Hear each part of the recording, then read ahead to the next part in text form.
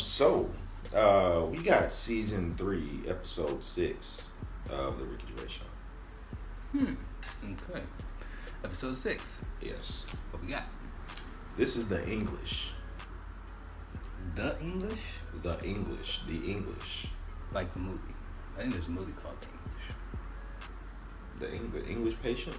Yeah, that's one of them. I don't know. Let's see where they're going. The English. Yeah. We're about to learn about the English culture. People. Yeah. Okay. Alright. I think.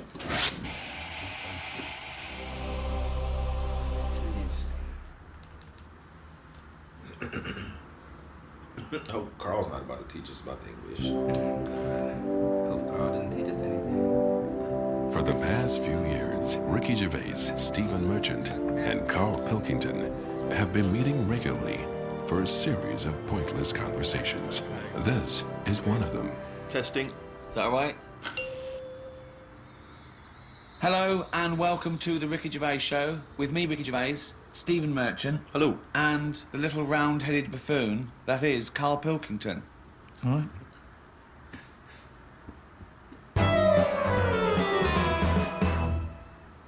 The idea of Englishness and England, it's quite a vague term, isn't it? You can play loose and fast with it. I mean, for instance, I was looking at some quotes about England, and John Major, former Prime Minister, he typified England as being a place of long shadows on county cricket grounds, warm beer, invincible green suburbs, dog lovers, and old maids bicycling through the morning mist. Very specific vision of England. But he never came to the estate that I was born on, Sure. or Carl was born. You know what I mean? So, what is your typical image of an Englishman now? If I had to draw it for an alien, Yeah. He'd be quite squat, quite sturdy, sort of no neck, hairy. Are you just thinking of yourself? Do you know what? It would be my build with Carl's head. Really? And no neck, yeah. I think he's sort of balding and unshaven. And The caveman. he's like a shaved caveman. I think he's tough. He'd have tats.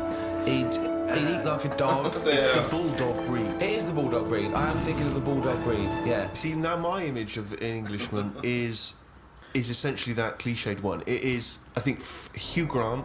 So you're modern, you're straight up modern. Yeah, I would say it's either mixed between Hugh Grant and Roger Moore when he was James Bond. You see, Okay. That's another small percentage of Englishness that sort of annoys me. Those people that think they're James Bond. They think they can buy a suit and read GQ, and they're suave and sophisticated, and they get cars they can't afford. All they do is work in a bank, come home, and flick through GQ at the adverts, looking at people with wearing watches and aftershave. Who wears aftershave? Do you wear aftershave? Normally, aftershave is the sort of thing I let other people buy me. It's like underpants, tea towels, and sort of aftershave and that. Other people buying me. Who's buying you tea towels? My mum. Right, okay. Every time she turns up, she's got Brillo pads and stuff. I've got loads of them. I keep saying to her, I don't need any of this, but she always brings a box full of stuff. Brillo pads, tea towels, underpants. The underpants size hasn't gone up since I was 14. But I can rely on her for that. So do you not have anything in your life which you would think of as being gentlemanly? Do you ever dress smartly? What about suits? I bought one suit that time when you invited me to the BAFTAs. That's the only suit. I think I wore it for one other thing. I haven't wore it since. I don't feel comfortable. It's not me. But don't you go to a wedding? That'd be a lovely advert, wouldn't it? Him with a suit on going, I haven't wore it since. Carl Pilkington hasn't wore it since. I don't go to weddings. No, I don't like going to them. I agree. I mean, even though you know them, they don't give you any time when you're there, do they? It's just sort of, they don't know whether you're there or not. They're on cloud 9. They don't know who's around. Yeah. It doesn't matter. You don't need to be there. With them, on a wedding day, it's all me, isn't it? Well, firstly, I'm annoyed about the wedding list. I don't know when that's coming along because I don't know why I can't just bring maybe something I've made at home.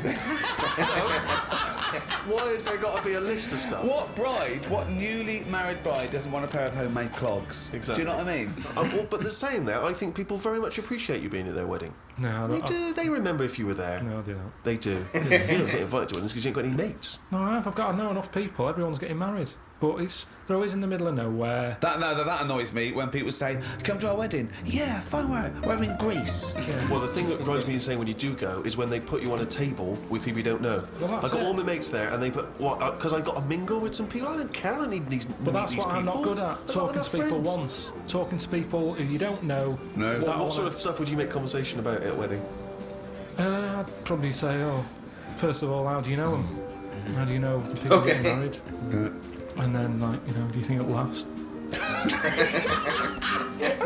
Imagine inviting Carl Pilkington to it and going, where should we put him? Oh, I don't know. Is there a table for one? Oh, just You be on the table with the kids. imagine being stuck with Carl Pilkington at a wedding. Yeah, well, so you've asked them, do you think it'll last? They've gone, I'm sorry? Who are you? Oh, Carl Pilkington from Manchester. Right, yes, we think it'll last. What else would you ask? So what's your next? The last wedding I went to, it's going back a couple of years, but everyone seems a bit snidey. Do you know what I mean? Because you've got a mixture of families there, haven't you? Yeah. And none of them really like each other. No. And I got stuck with an old fella who had a flatulence problem. And then he went on to say, it doesn't matter, the suit's hired. And it's just kind of like, I'm gonna die! I love that! I love that he's basically saying at a wedding, it doesn't matter if I shit myself.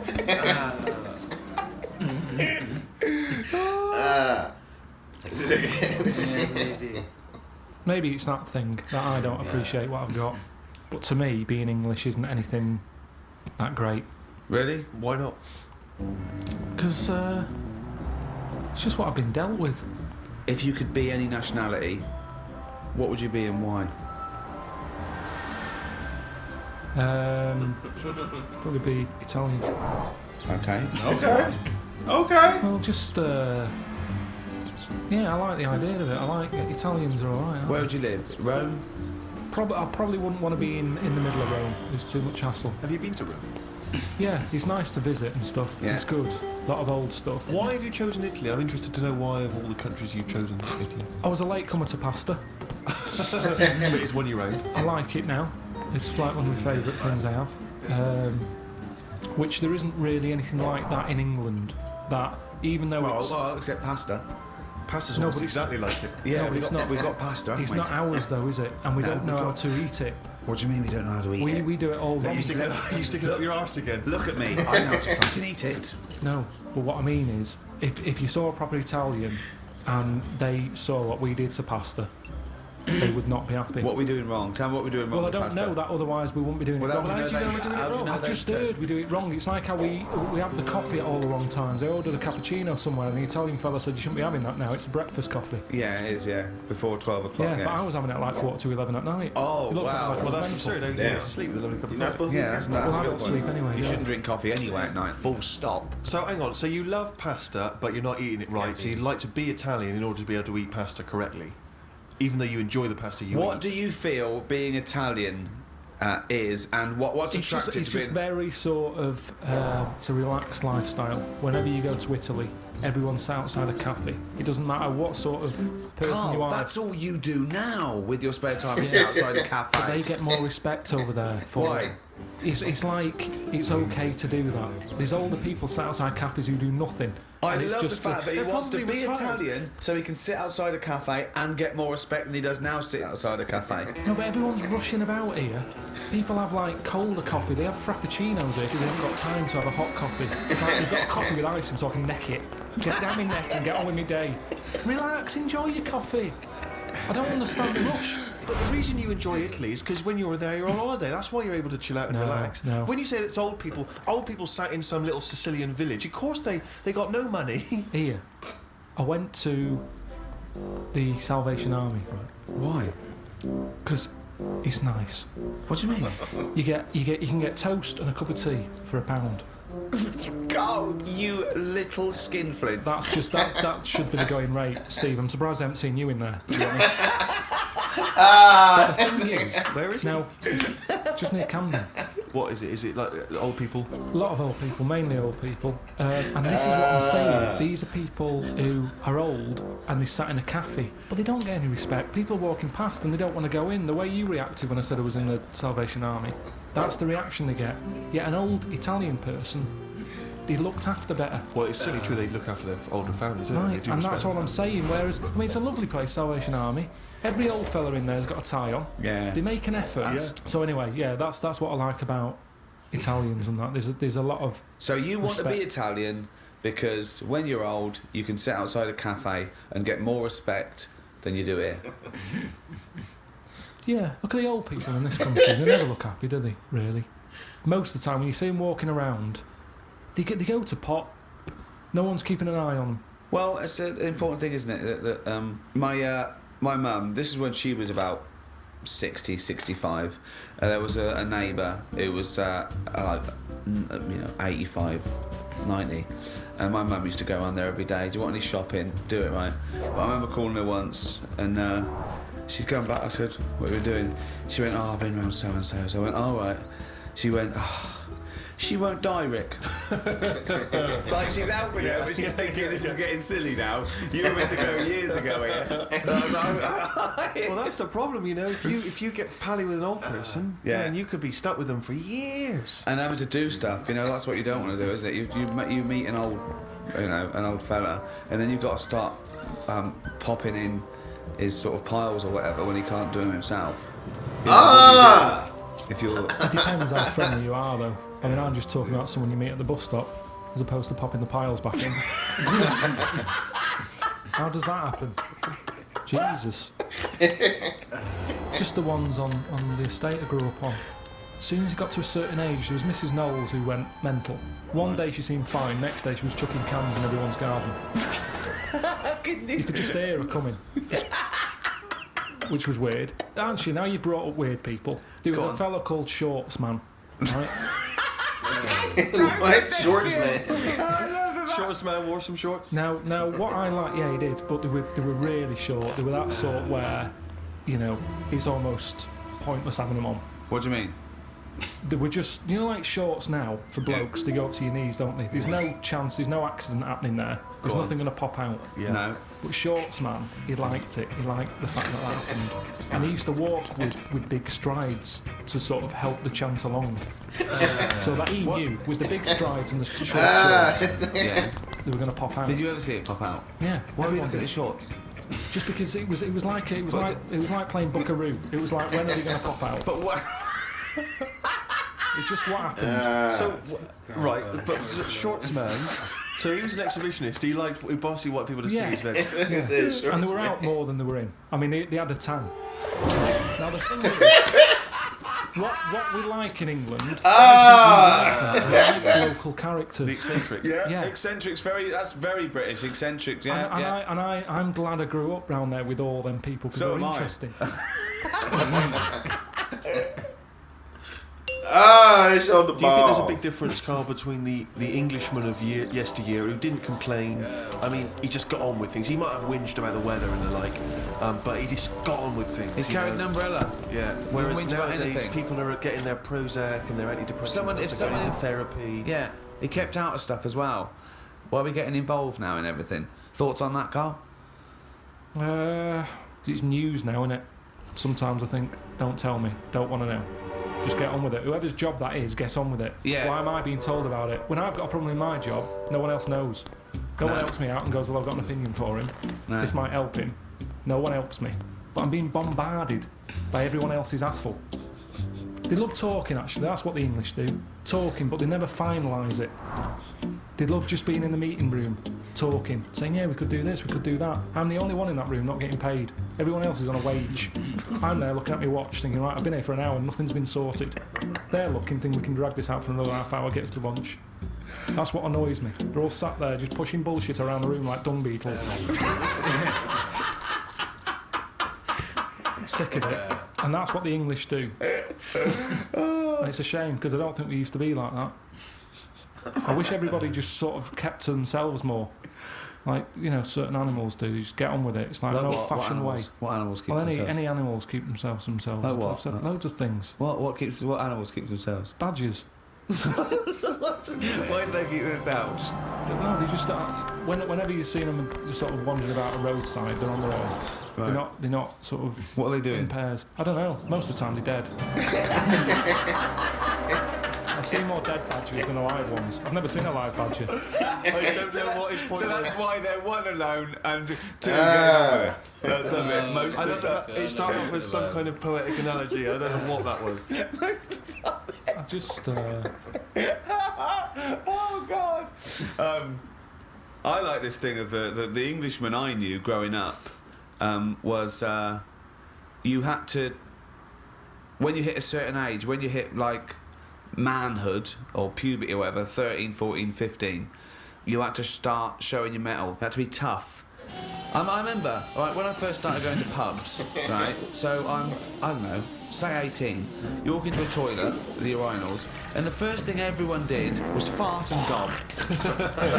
That was it, right? If you couldn't do that, then, you get funny looks. You go in the urinal and they'd look at you and go, oh, sorry. It was all about being a man, I think wearing glasses makes you slightly exempt from that. It's like you don't have to. People automatically dissociate. It's like if I was in prison, I wouldn't have to do that because I'd just be the professor. Do you know what I mean? Or brains. I would. I wouldn't need to be part of it. I'm never a threat because I never look like I'm going to be a tough guy. So consequently, I live in this sort of parallel stratosphere where I haven't got a piss and gob.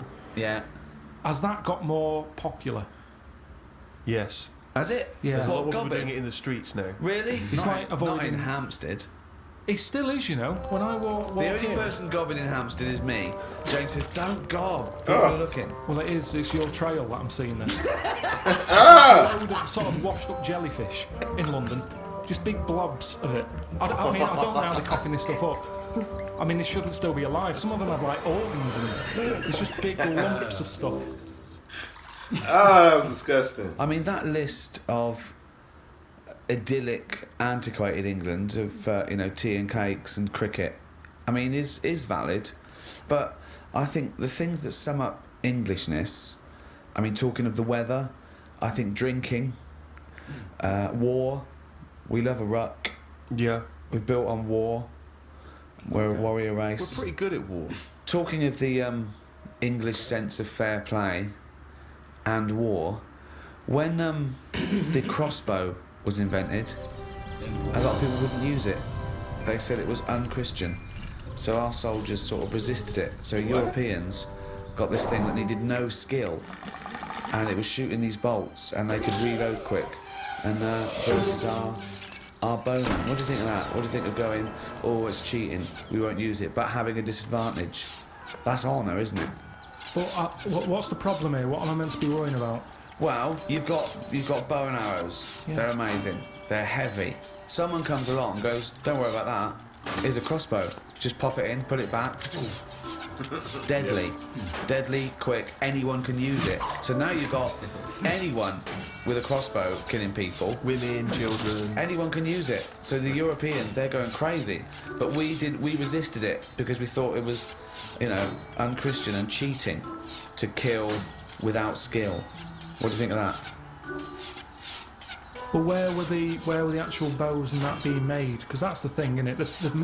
The company who's making them, they just want to get out to a big market. Brilliant. That's what they do now with the iPod and everything. It's not about people wanting more music than ever before. That's not the case. It's about having the accessory. And if the bow and arrow was like sold as this, like to carry for all the family, that's how it would have happened. That's what it's all about. You bow and arrow from Ronco. But what do you think the problem But is? you're not quite getting Ricky's point. His point is the idea of there being sort of rules and fair play and etiquette in war. The I don't objective is think to that's kill a the enemy. place. I don't think war and that is a place to start getting all up to about someone cheating or having a better system. Really? You think all fair in love and war, do you? Yeah, definitely. Right, but It's just about rules, isn't it? No, not in a war. There isn't rules. What's extraordinary about the idea of English fair play is, famously the approach during the First World War, that we would sort of walk up out of the trenches onto no man's land and sort of politely march at a slow, steady pace across towards the enemy. I mean, and then we were just being machine gunned down. I mean, it was absurd. And that's the one they had a knockabout stuff, didn't they? To game of football. And In that. no man's land, yeah. Christmas Day. But he took a football there.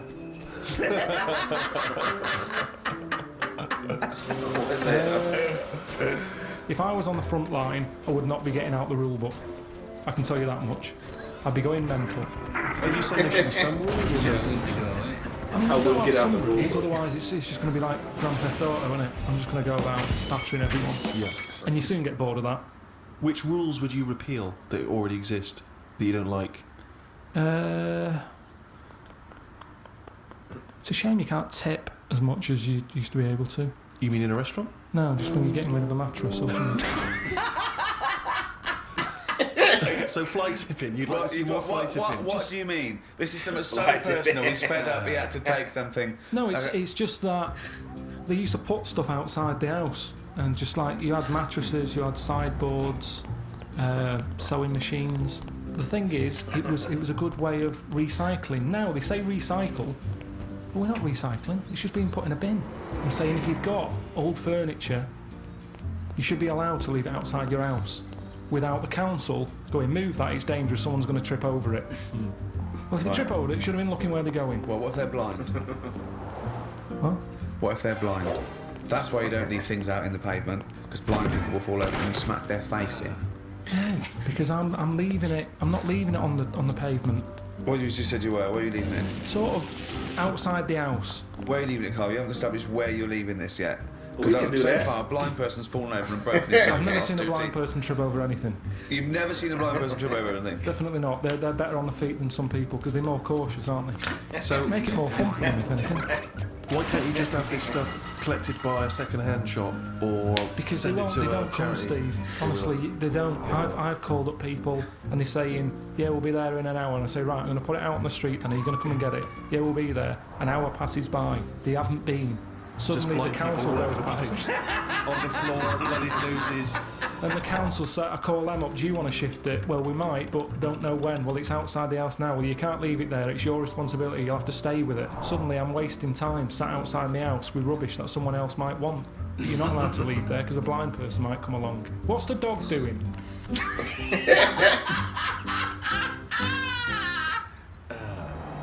We can leave stuff outside our place, What? outside in the front yard. Do you make Trash people. of St. George, the patron saint? What's your take on that? Is he the one who killed the dragon? Right. Tell us the story. There was a dragon problem. Where? Must have been in England. Right.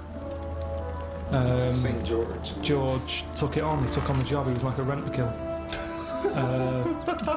He came out. The interesting thing with him is, right, he was a hero then. I honestly think if he did that now, there'd be an uproar.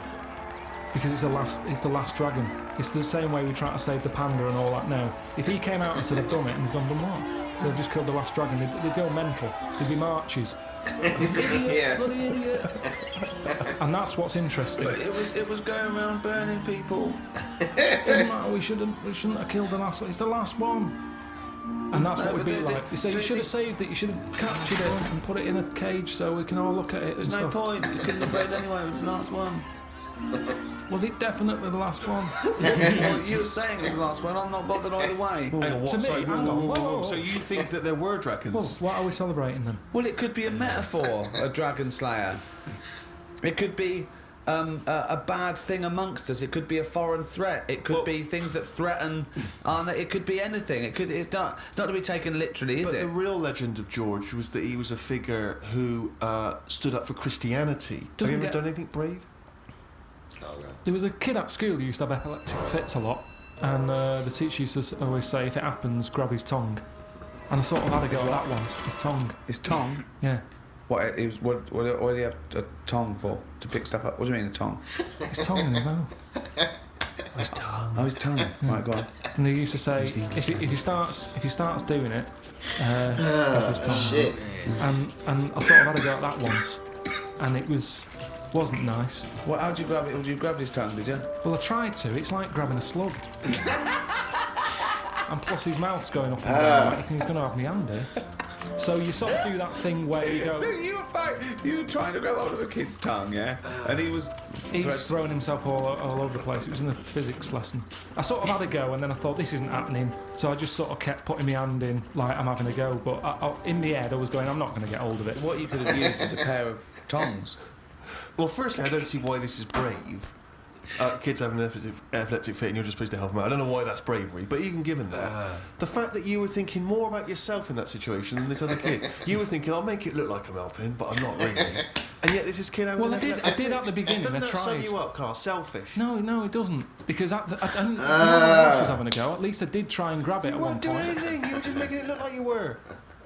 Have you ever tried to grab a tongue? It's like chasing a chicken. It's murder. And after a while, it wears you out. And it was weird anyway, because it was like a bit... What was he doing it for? I don't know. Wearing him out after hours of chasing this kid's tongue. I love the idea of you ever tried grabbing a tongue. It's a valid question. I love that he's annoyed. He's annoyed that this What poor kid's having was your a fit. technique? Were you trying to grab it? Just with your thumb and your what's it finger, like a pincher thing. Yeah. But it was because his mouth's going down and Was all that. he shouting or just? No, just throwing himself around. So that's your one attempt at bravery. Well, hang on a minute. Let me just think. It's Trying to something grab a else. tongue. There was a time you were chased by a bee and you scored a goal. What about that? That isn't really bravery, is it? As you were running away from a bee, and the ball happened to hit your foot and go in. That was bravery. He goes up to the pearly gates and goes, "Well, have you done the act of courage?" I pretended to grab a tongue. A what? A tongue? A tongue? Yeah. Got chased by a bee, scored a goal. It doesn't count as brave at all.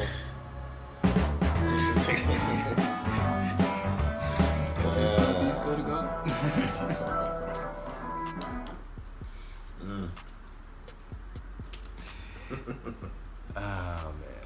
Yeah, Okay. valid point. It's probably hard to try to grab a tongue. Man. You gotta watch out for the teeth too. Yeah, man. That's what I heard too. You turn them on their sides and you make sure they're not swallowing the tongue. Yeah. Oh, for epilepsy. Yeah. Seizures, I think, something like that.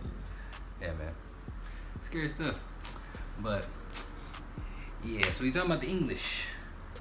Yes, the English.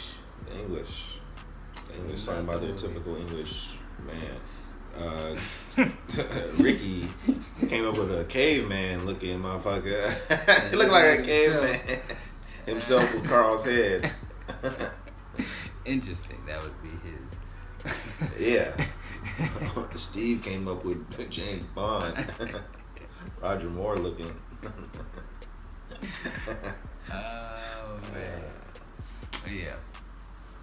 Yeah, man. I guess so. Yeah. Pretty English. They need to bring this cartoon back. Man. I'm pretty sure they have, I think sadly, we only have 6 more episodes of this. We still got, of course, the other, Educated Ricky and stuff. Definitely. But I'm pretty sure they have more material where they can make more cartoons Oh, definitely. of their podcast. Yeah, man. Ricky's cartoon looks like Fred Flintstone meets the Jetsons. You know what I'm saying? It does look like Fred Flintstone. Yeah, man, like the Jetsons. Yeah, it does. Jetson, Same animators. Yeah. Man, mixed together. But yeah. Definitely, man. Great show.